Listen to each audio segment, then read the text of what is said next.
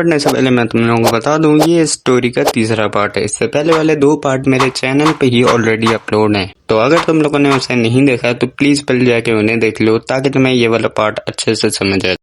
तो इसके बाद हमारी कहानी शिफ्ट होती है 2006 के अंदर। यहाँ पे हमें गीटो दिखाया जाता है जो कि एक कर्स्ड स्पिरिट को एक्सरसाइज करता है एंड बाद में उसे कंज्यूम करके और पावरफुल हो जाता है। और इसके बाद हमें 2 लड़कियां दिखती हैं एक कार के अंदर, जिसमें से एक का नाम है मिमी जो कि ग्रेड 1 सॉर्सरर है और एक का नाम है उताहिमे जो कि ग्रेड 2 सॉर्सरर है। और ये एक जगह पे गए हैं जहाँ पे इन्हें कर्स्ड स्पिरिट को एक्सरसाइज करना है। इसके बाद हमें पता चलता है कि ये जो हॉन्टेड हाउस से ये पहले एक अमीर इंसान का घर होया करता था, लेकिन उसके बाद उसके बिजनेस को जब नुकसान होने लगा, जब उसका दिवालिया निकल गया, तो उसने अपनी फैमिली के साथ इसी घर में सुसाइड कर ली। और अब कहा जाता है कि जो कोई भी इस घर में जाता है वो फिर कभी वापस नहीं आ सकता। और इसके साथ साथ हमें ये भी पता चलता है कि क्योंकि ये हाउस हॉन्टेड था तो यहाँ पे कुछ कॉलेज स्टूडेंट्स और बहुत सारे लोग क्यूरियोसिटी के चलते यहाँ पे आए भी थे, लेकिन उसके बाद जैसे कि मैंने बताया उनमें से कोई भी वापस रिटर्न नहीं कर पाया।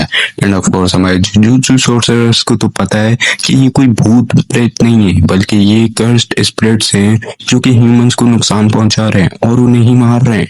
इसी वजह से यहाँ पे उताहिमे और मीमी इन्हीं को मारने, इन्हीं को एक्सरसाइज करने आ गए हैं। यहाँ पे मीमी तो कॉन्फिडेंट होती है कि यहाँ पे घर के अंदर ही कर्स्ड स्पिरिट्स हैं एंड वो उन्हें इजिली मार के यहाँ से बाहर निकल जाएंगे।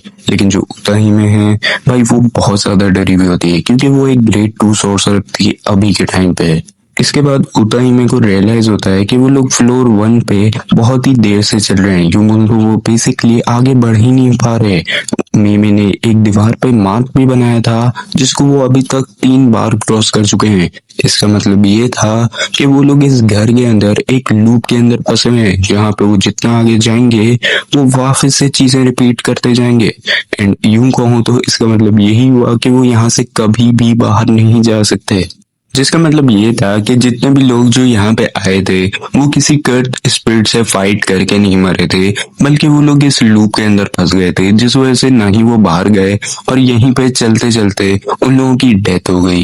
लेकिन अब यहाँ पे उताहिमे को एक आइडिया आता है एंड वो बताती है कि ये लूप बेसिकली एक बैरियर है, एक ऐसा बैरियर जिसको जितनी स्पीड से हम लोग क्रॉस करेंगे वो थोड़ा सा हिल रहा है। और ये इस बात का पता लगाते ही यहाँ पे उताहिमे आइडिया देती है कि वो जितनी भी तेजी से भागेंगे ये बैरियर कमजोर होता जाएगा एंड एक पॉइंट पे आके ये बैरियर टूट जाएगा। एंड ऑफ कोर्स मीमी भी इसकी बात से थोड़ा बहुत एग्री करती है। एंड इसके बाद ये दोनों ही एक दूसरे के अपोजिट डायरेक्शन में सीधा स्ट्रेटली तेजी से भागना शुरू कर देते हैं, जिससे हम देखते हैं कि थोड़े टाइम बाद ये बैरियर कमजोर होना शुरू हो जाता है और ये लूप भी टूटना शुरू हो जाता है। के बाद यहाँ पे उताहिमे और मीमी दोनों ही बैरियर को तोड़ के बाहर आ जाते हैं। और बाहर आते के साथ ही यहाँ पे उताहिमे क्या देखती है, वो देखती है हमारे गोजो को। और हाँ, ये गोजो हमारा पास्ट का है। जैसे कि मैंने बताया था कि इस वाले पार्ट के अंदर हम लोग थोड़ा सा पिछले जमाने की कहानी को कवर करने वाले हैं जो कि 2006 के अंदर है।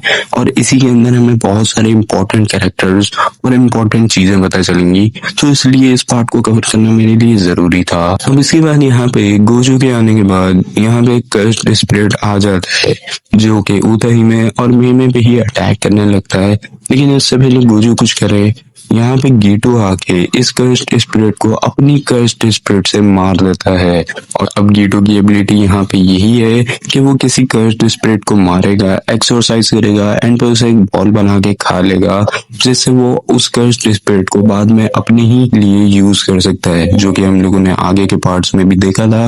बट यहाँ से तुम्हें इसकी एबिलिटी और अच्छे से समझ आ गई। अब इसके बाद ये सारे के सारे वापस सोर्सरर स्कूल में रिटर्न कर जाते हैं, जहाँ पे यहाँ पे टीचर यागा जो है वो गोजो, गीटो और शुगु से पूछता है, तो हाँ भाई तुम लोगों ने कार्टल तो लगा दिया होगा।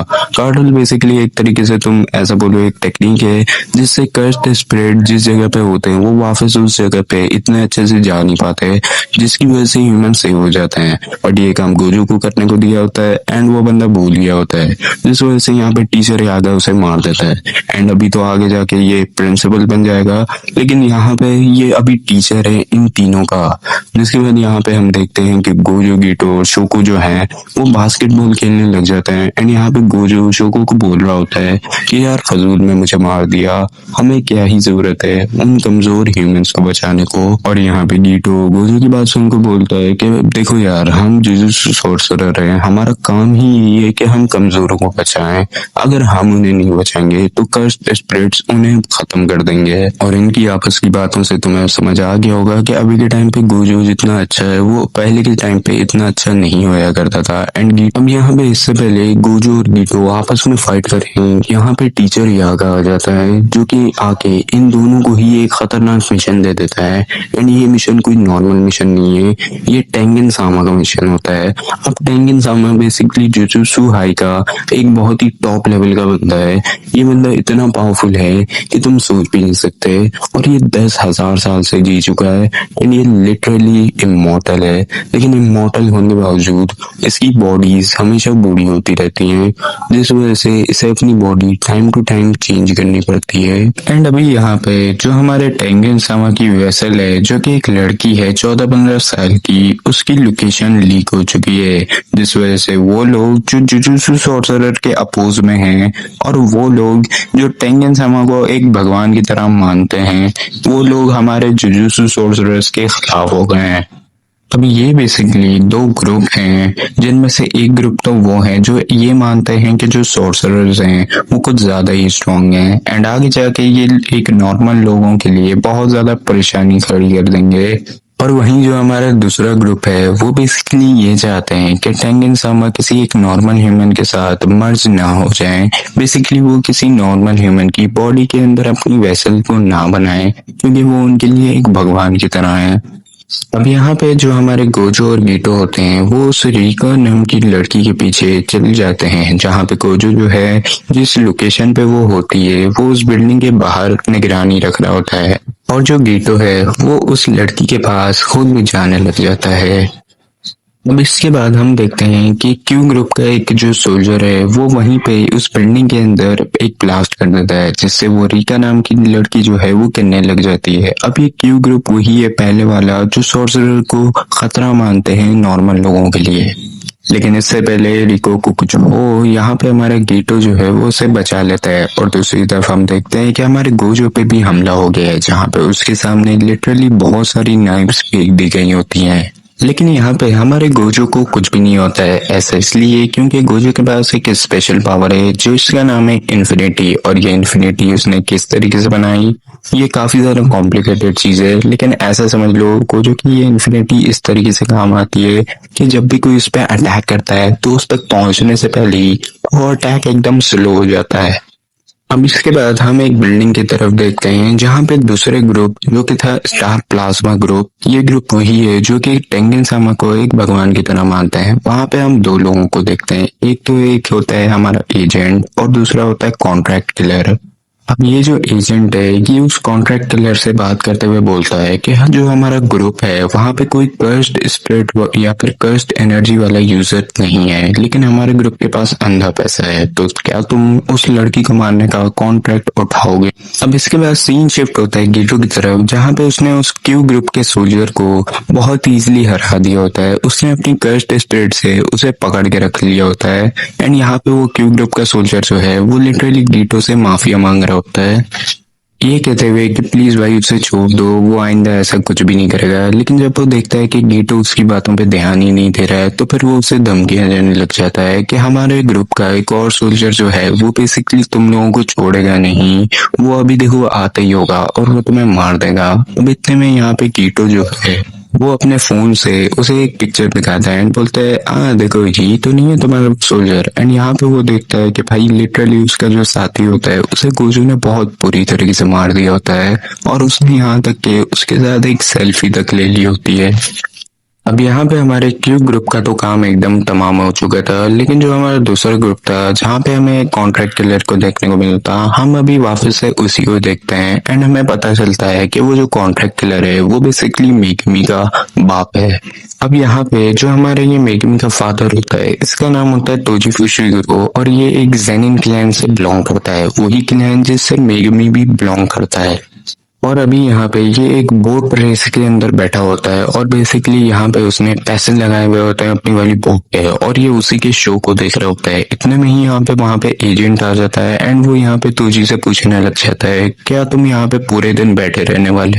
तुम्हें तो अभी उस रीका नाम की लड़की को मारने जाना होगा। तो यहाँ पे तुझी उसके जवाब में बोलता है कि देखो यार, अभी यहाँ पे गोजू उसके साथ है और जब तक गोजू उस लड़की के पास है मैं उसे हाथ भी नहीं लगा सकता। अगर मुझे यहाँ पे उस रीको नाम की लड़की को मारना है तो पहले हमें अपने कुछ साथियों को भेजना होगा जो कि गोजो को कमजोर कर देंगे और फिर मैं शायद से उसे हरा पाऊं, वरना वैसे मैं बिल्कुल भी उसे नहीं हरा पाऊंगा। अब यहाँ पे तोजी की ये बात सुनते के साथ ही वो जो एजेंट है वो थोड़ा सा सस्पिशियस हो जाता है, क्योंकि उसने ऑलरेडी 30 मिलियन वॉन तोजी को दे दिए होते हैं उस लड़की को मारने के लिए। और इस तोजी को देख के तो ऐसा लग रहा होता है कि वो लिटरली मारने के मोड में ही नहीं है।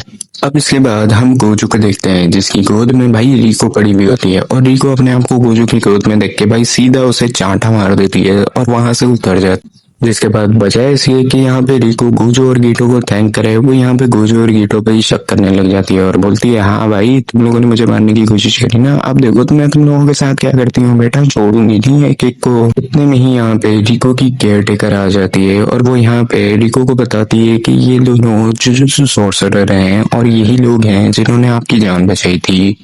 अब यहाँ पे जो गोजो और गीटो हैं वो ये देख के काफी ज्यादा कंफ्यूज हो जाते हैं, क्योंकि उन्हें तो लग रहा होता है कि ये रिको नाम की लड़की काफी ज्यादा डरपोक होगी।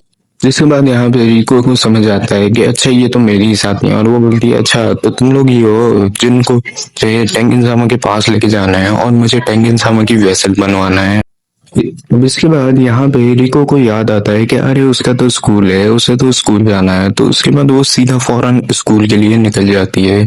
अब यहाँ पे जो हमारा गोजो है वो टीचर यागा को कॉल करता है, उन्हें बताता है कि ये जो रिको नाम की लड़की है ये तो स्कूल भाग गई, हम तो इसे आपके पास लेने आने वाले थे। अब इसके बाद जो हमारे टीचर यागा हैं वो गोजो को बोलने लग जाते हैं कि भाई क्या कर रहे हो, उस रिको नाम की लड़की को जल्दी लेके आओ, मास्टर टेंजिन का ऑर्डर है।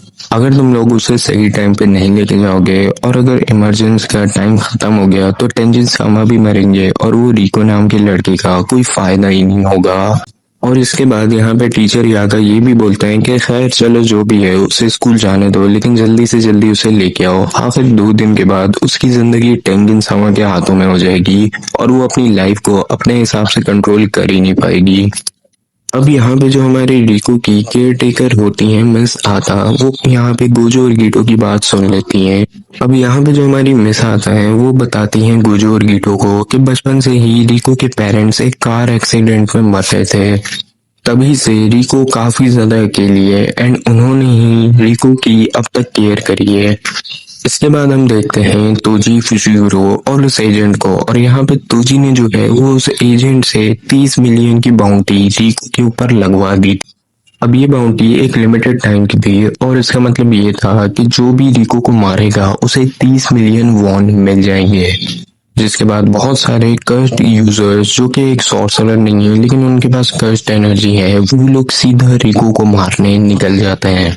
अब यहाँ पे जो हमारा गीटो है उसने रिको के पास काफी सारी कर्स्ड स्पिरिट्स को भेजा हुआ था जो कि रिको को प्रोटेक्ट करेंगी, बट उसे पता चलता है कि उसमें से 2 जो हैं वो ऑलरेडी मर चुकी हैं। जिसके बाद गोजू, मिसाता और गीटो रिको को बचाने निकल जाते हैं। अब यहाँ पे ये तीनों जो हैं वो उसी स्कूल में पहुंच जाते हैं जहाँ पे रिको के ऊपर हमला हुआ था एंड वो ढूंढने लग जाते हैं कि आखिर कौन लोग हैं जिन्होंने रिको के ऊपर अटैक किया था। इतने में ही यहाँ पे हम तोजी फुशिगुरो और उस एजेंट की कन्वर्सेशन को सुनते हैं, जहाँ पे यहाँ पे जो एजेंट है वो तोजी को बोल रहा होता है कि भाई जो तुमने 30 मिलियन की बाउंटी सेट करवाई थी वो मैंने सेट कर दी है एंड बहुत सारे कर्स्ड यूजर्स उसके ऊपर अटैक करने भी वाले हैं, और अगर तुमसे पहले किसी ने रिको को मार दिया तो ये 30 मिलियन वॉन उसे मिलेंगे और तुम्हें कुछ भी नहीं मिलेगा, सुन लिया। अब यहाँ पे तोजी उसकी बात सुन के बोलता है कि देखो यार, रिको को अभी कोई भी नहीं मार सकता, उसके पास गोजो और गीटो की प्रोटेक्शन पूरी है और यहाँ पर जो मैंने 30 मिलियन की बाउंटी सेट करवाई है वो बेसिकली इसी के लिए करवाई है ताकि गोजो और गीटो पे अटैक हो एंड वो लोग थक जाए। उनमें से कोई भी रिको को मार नहीं पाएगा और यूं कहो तो बेसिकली हम लोग फ्री में ही अपना काम आसान करवा रहे हैं। अब यहाँ पे गीटो को जो है वो एक आदमी से मिल जाता है। ये वही आदमी था जिसने उसकी 2 कस्ट स्पिरिट्स को मारा था। ये भी एक टाइम पे एक सॉर्सरर हुआ करता था, लेकिन अभी के टाइम पे ये एक बाउंटी हंटर की तरह काम करता है। यूं बोलूं तो ये एक क्रिमिनल बन चुका है एंड इसलिए इसने रिको पे भी अटैक करने की कोशिश करी थी। अब यहाँ पे ये जो बुड्ढा है वो गीटो को देख के सोचता है कि तुम तो काफी यंग हो, तुम्हारे पास कोई एक्सपीरियंस नहीं होगा, और उस पर अटैक करने लग जाता है। अब इसके बाद जो हमारे यहाँ पे गीटो है वो उस बुड्ढे को बहुत इजीली मार देता है। मतलब एक ही मुक्के में उसने उस बुड्ढे का काम तमाम कर दिया था। और दूसरी तरफ हम देखते हैं गोजो को। यहाँ पे जो हमारा गोजो है वो रिको को स्कूल से उठा के सीधा निकल जाता है।